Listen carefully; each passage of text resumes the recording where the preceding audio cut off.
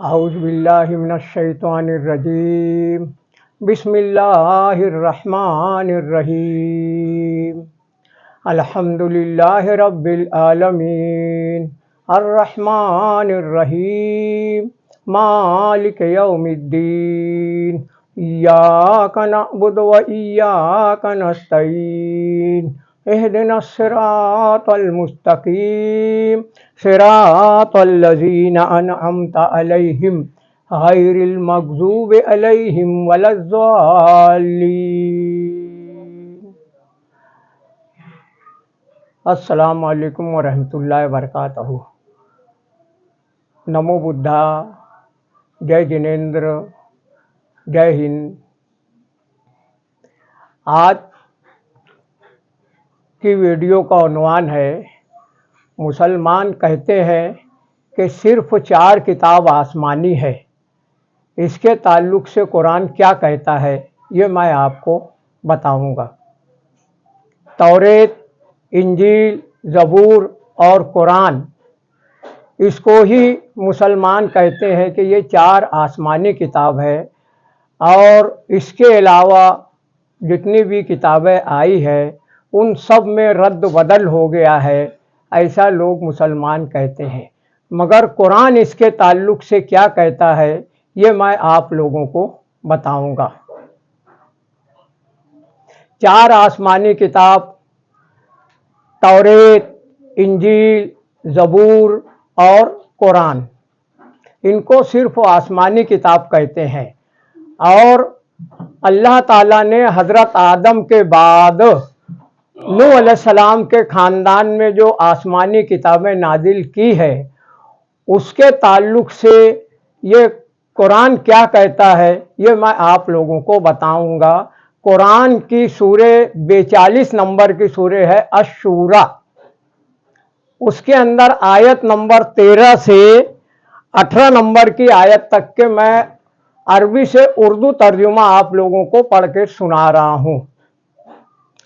अल्लाह ने तुम्हारे लिए वही दीन मुकर्रर किया है जिसका इसने नूह को हुक्म दिया था, और जिसकी वही हमने तुम्हारी तरफ की है, और जिसका हुक्म हमने इब्राहीम को और मूसा को और ईसा को दिया था कि दीन को कायम रखो और इसमें इख्तिलाफ ना डालो। मुशरिकीन पर वो बात बहुत गिरा है जिसकी तरफ तुम इनको बुला रहे हो। अल्लाह जिसको चाहता है अपनी तरफ चुन लेता है और वो अपनी तरफ उनकी रहनुमाई करता है जो उसकी तरफ मुतवज्जे होते हैं। कुरान में अल्लाह पाक ने कहा है कि हमने आदम के बाद नबूवत और किताब 2 ख़ानदान में रखी है। पहला ख़ानदान नूह अलैहिस्सलाम का है। नूह अलैहिस्सलाम के ख़ानदान में हज़रत नूह के बाद कौम आद के पैगंबर हूद अलैहिस्सलाम है। कौम आद के बाद कौम समूद के पैगंबर स्वालेह अलैहिस्सलाम है। उसके बाद हज़रत इब्राहीम अलैहिस्सलाम का तज़किरा चलता है। कुरान के अंदर अल्लाह पाक ने सूरे हदीद में कहा है कि हमने नबूवत और किताब 2 ख़ानदान में रखी है, आदम के बाद नूह और इब्राहीम का ख़ानदान। और इसी बात को सूरे आल इमरान में भी बोला गया है कि हमने आदम के बाद नबूवत और किताब जो है नूह, इब्राहीम और मूसा और ईसा को दिया था। ये सारी बातों को कुरान में वाज़े किया है। तो ये नूह अलैहिस्सलाम के ताल्लुक़ से मैं आप लोगों को कुछ बातें बता रहा हूँ। जैसा कि अक्सरियत में मुसलमान समझते हैं कि 4 आसमानी किताब है। 4 आसमानी किताब है, तौरेत, इंजील, ज़बूर और कुरान। और बाकी किताबों के ताल्लुक़ से वो शक में पड़े हुए हैं कि ये आसमानी किताब नहीं है।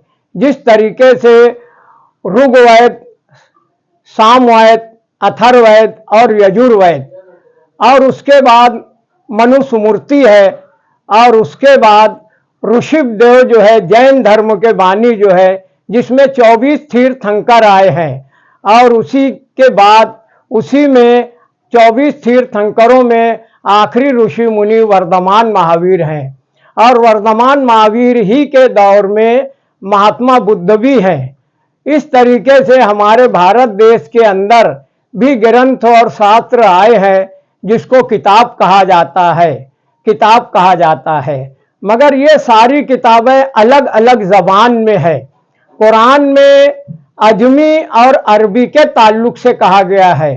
मेरे चैनल का नाम है अजमी और अरबी। इसी को वाज़े करने के लिए मैंने चैनल का नाम अजमी और अरबी रखा है। अल्लाह की एक सुन्नत है, फहल यंजुरून इल्ला सुन्नतल अव्वलीन फलन तजिद अले सुन्नतिल्लाह तब्दीला वलन तजिद अले सुन्नतिल्लाह तहवीला। अल्लाह की सुन्नत बदलती नहीं और तहवील भी नहीं होती, शुरू से चली आ रही है। जो दी अल्लाह पाक ने कहा है कि अल्लाह ने तुम्हारे लिए वही दीन मुकर्रर किया है जिसका हुक्म इसने नूह अलैहिस्सलातो सलाम को दिया था। ये मोहम्मदुर रसूलुल्लाह सल्लल्लाहु अलैहि वसल्लम को समझा रहे हैं। फिर अल्लाह पाक कह रहे हैं कि जिसकी वही हमने तुम्हारी तरफ की है और जिसका हुक्म हमने इब्राहिम को और मूसा को और ईसा को दिया था कि दीन को कायम रखो और इसमें इख्तिलाफ ना डालो। मुशरिकीन पर वो बात बहुत गिरा है जिसकी तरफ तुम इनको बुला रहे हो। अल्लाह जिसको चाहता है अपनी तरफ चुन लेता है और वो अपनी तरफ इनकी रहनुमाई करता है जो इसकी तरफ मुतवज्जे होते हैं। ये मुतवज्जे होने का मतलब है कि हमारा खालिक और मालिक कौन है, हमको पैदा करने वाला कौन है। क्या हम आप ही आप पैदा हो गए कि हमको कोई किसी ने हमको पैदा किया है? इसके ताल्लुक से मैं आप लोगों को सूरह आला की आयत बता रहा हूं। कद अफलह मन तज़क्का व ज़कर अस्म रब्बिही फसल्ला। फला पा गया वो शख्स जिसने अपना तज़किया किया कि मैं कौन हूं और मुझको किसने पैदा किया है, कि मैं आप ही आप पैदा हो गया हूं। जब उसको मालूम हो जाता है कि मेरा खालिक मालिक कोई है, कद अफलह मन तज़क्का व ज़कर अस्म रब्बिही फसल्ला, फिर उठते बैठते चलते फिरते उसी की सल्ला करता है, उसी के ताल्लुक से रात दिन बात करता है अपने खालिक और मालिक की। बल तुसिरून अल हयात दुनिया, मगर तुम दुनिया की जिंदगी को पसंद करते हो और आखिरत को भूल जाते हो। इसी बातों को बताया गया है। बल तुसिरून अल हयात दुनिया वल आखिरत खैरू व अबका, और आखिरत जो हमेशा हमेश बाकी रहने वाली है, हमेशा हमेश बाकी रहने वाली है, उसको तुम भूल गए हो। इन हाजा लफिस सोफिल ऊला सोफे इब्राहिमा व मूसा। सोफे ऊला किसे कहा जाता है? सोफे ऊला जो है हजरत नूह अलैहिस्सलातो सलाम के खानदान, हजरत नूह अलैहिस्सलाम पे जो ग्रंथ और शास्त्र उतरन प्रकट हुए हैं, ये सब संस्कृत जबान में है, अजमी जबान में है। और वर्धमान महावीर साहब ऋषिदेव की जबान जो है, 24 तीर्थंकरों की जबान जो है ऋषिदेव, और उसमें आखिरी तीर्थंकर वर्धमान महावीर साहब आए जिनकी जबान मगधी थी। उनकी मगधी जबान में हर एक जैन धर्म के जो मिलते हैं भाई एक दूसरे से जय जिनेंद्र जय जिनेंद्र जय जिनेंद्र कहते हैं। जय जिनेंद्र का अर्थ है, जय जिनेंद्र का मतलब है कि जिसने अपने नफ्स को काबू में कर लिया वो कामयाब हो गया, वो कामयाब हो गया। और इसी बात को पूरे कुरान में भी बोला गया है। मोहम्मदुर रसूलुल्लाह सल्लल्लाहु अलैहि वसल्लम को भी यही बात बोली गई है कि नबी, जिन्होंने अपने नफ्स को माबूद बना लिया है, क्या तुम उनका जिम्मा ले सकते हो क्या? तो जो लोग भी अल्लाह की किताब को छोड़ के, एक ईश्वर की किताब को छोड़ के, एक प्रभु परमात्मा परम पिता परमेश्वर की किताब को छोड़ के अपना मनमाना आचरण करेंगे तो वो कहीं भी सुकून और शांति को नहीं प्राप्त कर पाएंगे। तो हमारा भारत देश जो है ऋषि मुनियों का देश है, संतों का देश है। हम मुसलमान घराने में पैदा हुए, हमारा धर्म ग्रंथ जो है वो अरबी जबान में है, मगर हम अरब के लोग नहीं हैं, हम इसी अजम के लोग हैं और हमारी अजमी जबान अरबी है। अरबी नहीं है, हमारी अजमी ज़बान अरबी नहीं है, हमारी अजमी ज़बान उर्दू है। और भारत देश में 17 ज़बानें जो लिखी पढ़ी जाती है वो मुसलमानों की ज़बान है, वो किसी और दूसरे की ज़बान नहीं है। और हम इसी भारत देश में पैदा हुए और हमको इसी मिट्टी में जाना है। 3 मुट्ठी मिट्टी हम जब देते हैं अपने मरहूम को तो पढ़ते हैं मिन्हा खलकनाकुम व फीहा नुईदुकुम व मिन्हा नुखरिजुकुम तारतन उखरा। परमात्मा कहते हैं कि हमने तुमको इसी मिट्टी से बनाया है और इसी मिट्टी में तुमको जाना है और इसी मिट्टी से हम तुमको परले जब आएगा इसी मिट्टी से हम तुमको उठाएंगे।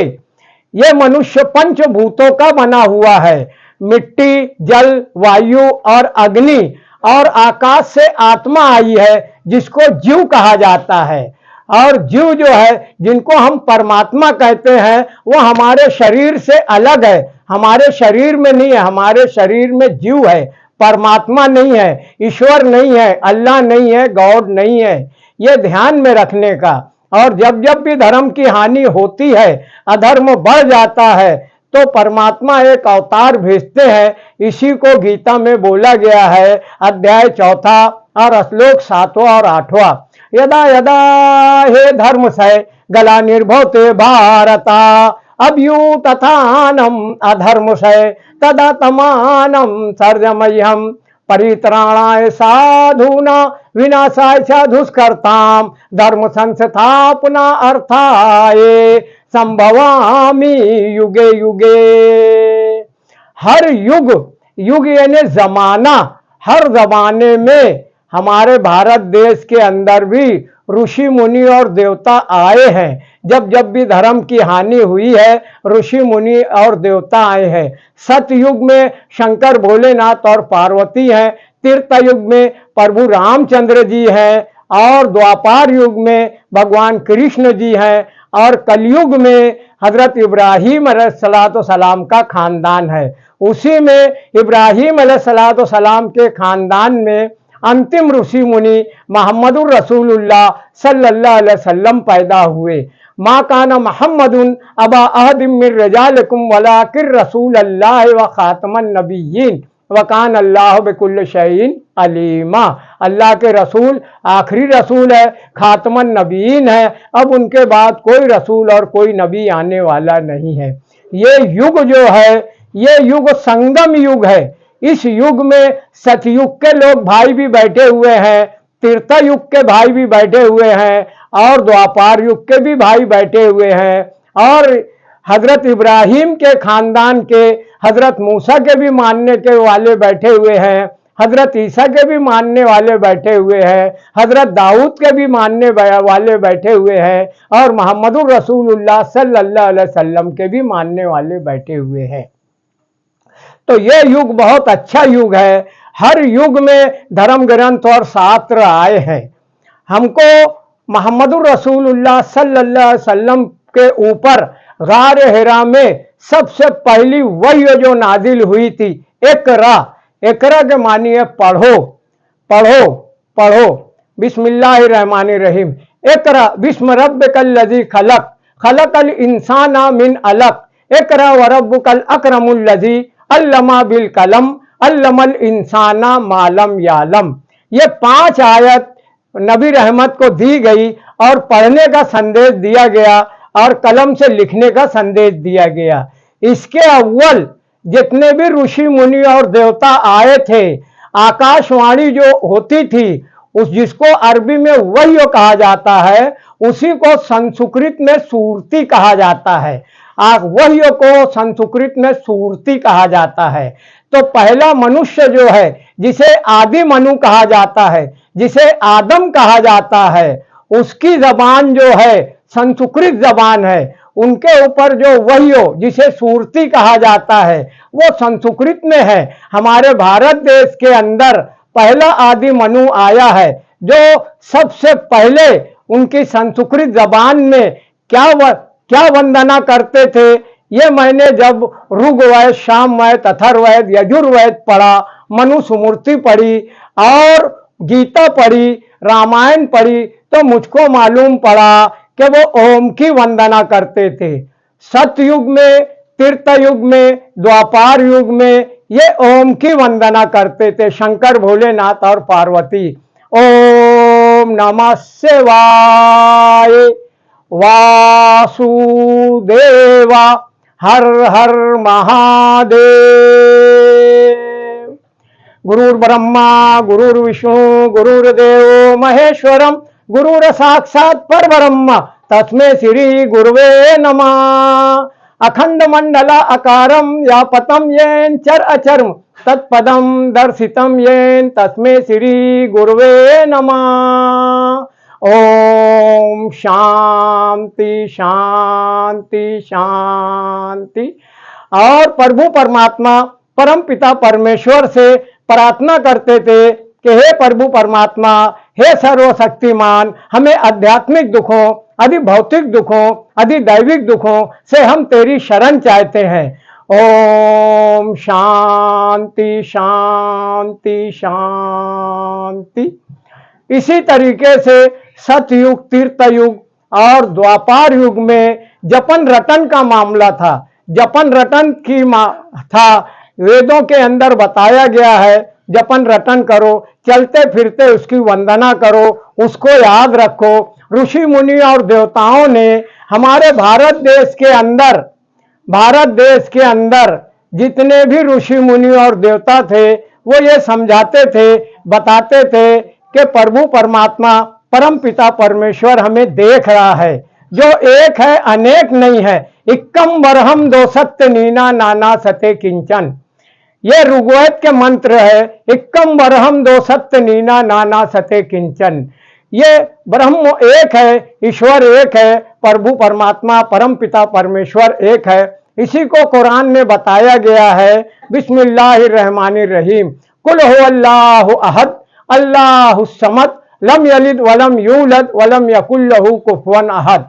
ऐ मोहम्मद साहब कह दो, अल्लाह एक है। अल्लाहुस समद, वो किसी चीजों से मिलके नहीं बना है, ये मनुष्य पंचभूतों से बना है। मिट्टी, जल, वायु, अग्नि और आकाश से परमात्मा ने उसके अंदर जीव डाली है, तो मनुष्य चलने फिरने लग गया। इस तरीके से हर युग में ऋषि मुनि और देवता आए हैं, ऋषि मुनि और देवता आए हैं। और आज का युग जो संगम युग है, इसी को मैं समझा रहा हूं कि हर एक के पास धर्म ग्रंथ है, धर्म ग्रंथ है, और वो धर्म ग्रंथ के मानने वाले एक दूसरे को तकलीफ देने की बात करते हैं, एक दूसरे की तकलीफ देने की बात करते हैं। और जो धार्मिक इंसान है वो समझाता है कि भाई एक दूसरे को तकलीफ मत दो, प्रभु के पास जाना है। ये मूरत जो है, ये शरीफ भाई की जो मूरत है, इस मूरत को उसी सर्वशक्तिमान ने बनाया है। वो रामचंद्र जी की जो मूरत है, उसी मूरत को अल्लाह पाक ने बनाया है। उसी मूरत को सर्वशक्तिमान प्रभु परमात्मा परम पिता परमेश्वर ने बनाया है। शंकर भोलेनाथ की मूरत को उसी प्रभु परमात्मा परम पिता परमेश्वर ने बनाया है। शंकर भोलेनाथ हो या कृष्ण जी हो या कि महात्मा बुद्ध हो या वर्धमान महावीर हो, जितने भी या ऋषिदेव हो, सबों को उसी ने प्रभु परमात्मा परम पिता परमेश्वर ने बनाया है। किसी अनेक ने नहीं बनाया। अगर कोई अनेक बनाया होता तो शरीफ भाई का रक्त अलग होता और राम बहादुर का रक्त अलग होता, कृष्ण जी का रक्त अलग होता, प्रभु रामचंद्र जी का रक्त अलग होता। मगर सबका रक्त एक है, सबका रक्त एक है, कोई अनेक नहीं है। शरीफ भाई के डोरे कहीं होते, नाक कहीं होती, मगर डोरा भी वही है, नाक भी वही है। जहां कृष्ण जी की आंख है, जहां कृष्ण जी की नाक है, हर जगह कोई बात में फर्क नहीं है। सबका खालिक मालिक एक है, अनेक नहीं है। तो इसी चीज को समझाने के लिए मैं आप लोगों को समझा रहा हूं कि मुसलमान कहते हैं कि सिर्फ 4 किताब जो है, इन 4 किताबों में तौरेत, इंजील और जबूर के बाद जो कुरान नाजिल हुआ, ये सिर्फ सही है। सही का मतलब ये जब से नाजिल हुआ है, कमोबीश 1450 साल हुआ है। जब से जो नाजिल हुआ, इसमें कोई तब्दीली और कोई रद्द बदल नहीं हुआ है। मगर कुरान इसके ताल्लुक से क्या कहता है ये मैं आप लोगों को बताता हूं। मोहम्मदुर रसूलुल्लाह सल्लल्लाहु अलैहि वसल्लम 53 साल की उम्र में जब मदीना गए, मदीने के अंदर एक मामला आया। वहां पर यहूदी भाई भी है, ईसाई भाई भी है और भी सारे लोग वहां पर हाजिर हैं। तो यहूदियों का एक मामला आया तो मोहम्मदुर रसूलुल्लाह सल्लल्लाहु अलैहि वसल्लम के पास आए और बोले कि आप रसूल हैं, आप इसका फैसला आप कर दो।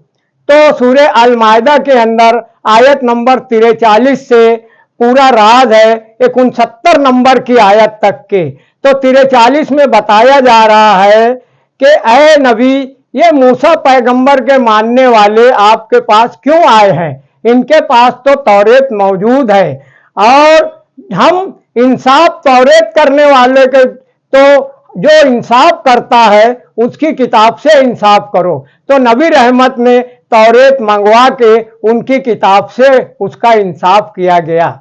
इसी को कुरान के अंदर सूरह आल इमरान में 4था पारा जहां चालू होता है तो वो भी मदनी सूरह है। मदीने में जब नबी रहमत गए तो वहां पर मक्के के अंदर ये सब ऊंट का गोश्त खाते थे, ऊंट का मटन खाते थे। जब मदीना गए तो मदीने में भी सहाबा जो थे अल्लाह के रसूल ऊंट का गोश्त खाते थे, ऊंट का मटन खाते थे। तो यहूदी लोग कहने लगे कि ये कैसा रसूल है? हमारे रसूल हजरत याकूब जो थे वो ऊंट का गोश्त नहीं खाते थे। हजरत तो उन्होंने जब मोहम्मदुर रसूलुल्लाह को मालूम पड़ा कि यहूदी इस तरीके से कहते हैं तो अल्लाह के रसूल ने कहा कि इन यहूदियों से कहो कि हजरत मूसा के ऊपर जो तौरेत नाजिल हुई थी उसको लाओ और उसको पढ़ो कि हजरत याकूब ने उनको कुछ बीमारी हो गई थी जिसकी वजह से वो ऊंट का गोश्त नहीं खाते थे, हमने ऊंट के गोश्त को हराम नहीं किया था। ये सारी बातें हर धर्म ग्रंथों के अंदर दी हुई है। और हमारा भारत देश जो है सारे ऋषि मुनियों का देश है, सारे संतों का देश है और इसी में हजरत ईसा के मानने वाले भी हैं, मोहम्मदुर रसूलुल्लाह सल्लल्लाहु अलैहि वसल्लम के मानने वाले भी हैं, जैन धर्म के भी मानने वाले हैं, महात्मा बुद्ध के भी मानने वाले हैं। हर धर्म ग्रंथों में सिर्फ एक ही बात बोली गई है, जो पंचशील महात्मा बुद्ध ने पढ़कर सुनाया है वही बातें हर धर्म ग्रंथ में भी बोली गई है। पहले शील का अर्थ ये है कि अपनी जबान से, अपने हाथ से या अपने रुपये पैसे से किसी को भी तकलीफ ना देना। दूसरे शील का अर्थ है कि ये शील जो बोला जा रहा है ये प्रतिज्ञा है, कसम खाना है कि हम पराई नारी पर नजर नहीं डालेंगे। तीसरे शील का अर्थ ये है कि हम चोरी कभी नहीं करेंगे। चौथे शील का अर्थ ये है कि हम कभी झूठ नहीं बोलेंगे। और पांचवें शील का अर्थ ये है कि हम कच्ची दारू, पक्की दारू, कोई भी नशा आवर चीज इस्तेमाल नहीं करेंगे। ये सारे धर्म ग्रंथों में बोला गया है। हमारे भारत देश के अंदर हम देखो कि हम अपने आप को धार्मिक बोलते हैं मगर हमारे भारत देश के अंदर जुआ, शराब आम है। ये कैसे हम धार्मिक लोग हैं कि जो सब यानी आम किए हुए हैं। हर धर्म के लोग, कोई हमारी हुकूमत इसके ताल्लुक से मना नहीं कर रही है। ये शराब है, जुआ है, पराई नारी पर नजर डालना है और चोरी है और झूठी गवाही देना है, कोर्ट के अंदर झूठी गवाही देना है। इन सब चीजों के ताल्लुक से धर्म ग्रंथों में मना किया गया है। और हमारे भारत देश के अंदर 1947 में जब हमारा भारत देश आजाद हुआ तो इस भारत देश का संविधान बाबा साहब अंबेडकर ने बनाया था। ये 3 साल तक के 1947 से लेके 3 साल तक के कोशिश जद्दोजहद करके 3 साल के अंदर सारी चीजों को, अच्छी चीजों को इसके अंदर लेके हमारे भारत देश का संविधान बना हुआ है। ऐसा संविधान कहीं पर भी नहीं है जो सेकुलर संविधान है। हर धर्म के लोगों को आज़ादी दी गई है मगर उस आज़ादी का कोई गलत इस्तेमाल नहीं करना, ये भी धर्म के अंदर बताया गया है, ये भी संविधान में बोला गया है। तो हमको संविधान का पालन करना है और उसी के अनुसार अपना जीवन गुजारना है। यही मेरी आप सारे लोगों से कहना है। वमा अलैना इल्लल बलाग, वमा अलैना इल्लल बलाग, वमा अलैना।